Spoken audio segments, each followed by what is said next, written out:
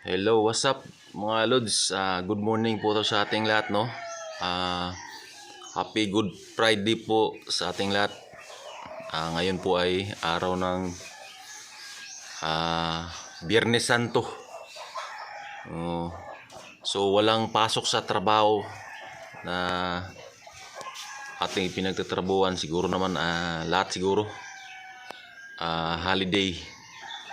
So ayan, yung ating incubator po. Sa araw na ito ay nag-i-imbak tayo ng balot. 16 days yung ating inimbak ngayong araw. Kumbaga niluto natin tsaka pinalamig at pinasok sa ref. So papakita ko sa inyo para po makita nyo yung ating balot. So ayan, andito po yung ating 16 days na balot. Ayan sa baba, tsaka itong dito sa taas na dalawang supot po. So ayan po yung ating inimbak ngayong araw. Dahil walang pasok,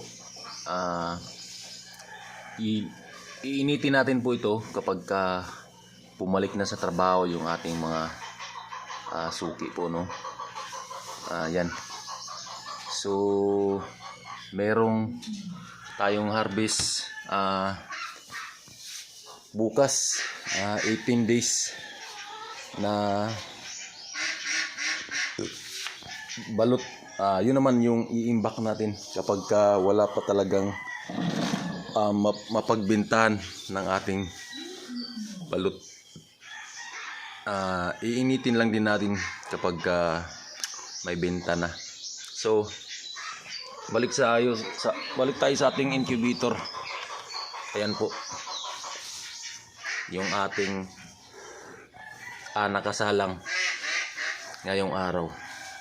So ayan, napakasarap tingnan po yung ating maliit na business na nagsusupply sa atin ng kunting kita, yung kumbaga naidagdag sa ating kita, no?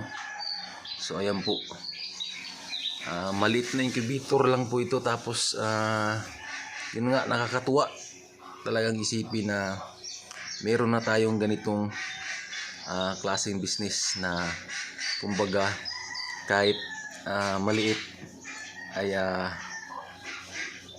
may magandang kitaan talaga. Sana po ay tuloy-tuloy pa rin po yung ating bintahan, kumbaga para po ay makadagdag kita sa atin. So ayan, papasilip ko rin sa inyo yung ating malaking incubator para po matingnan nyo po.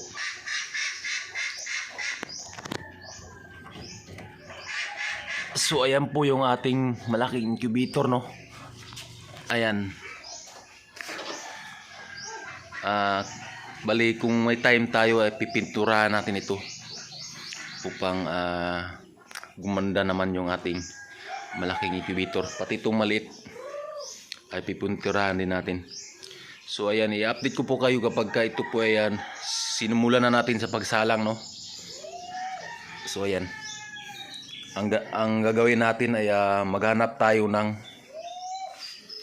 supply ng itlog at kunting puhunan, tsaka buyer ng ating balot. So ayan yung ating incubator. Ang sukat pala nito ay 5 feet yung kanyang haba, no? So ayan, 5 feet yung kanyang haba. Yung kanyang lapad ay susukatin natin para po matansya natin. So ayan po yung kanyang lapad, 2 feet yung kanyang lapad, no? 2 feet po yan. Ang kanyang haba ay 5 feet. Ayan.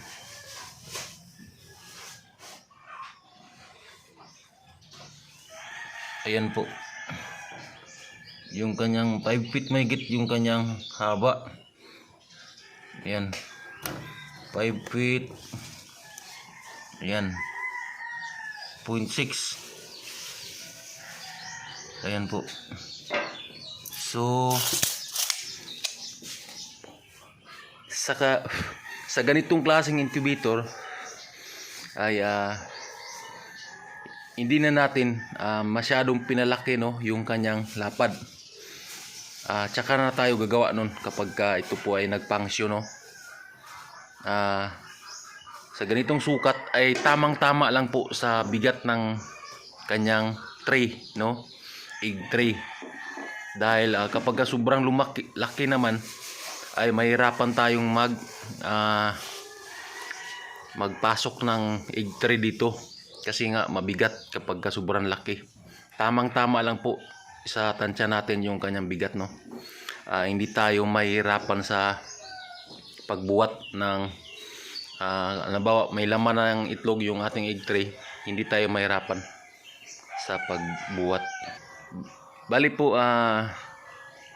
pinapakita ko po to lagi kasi gusto kong ma-inspire yung ating manonood na gumawa din ng sariling incubator upang may dagdag kita sa ating pang araw-araw. So ayan,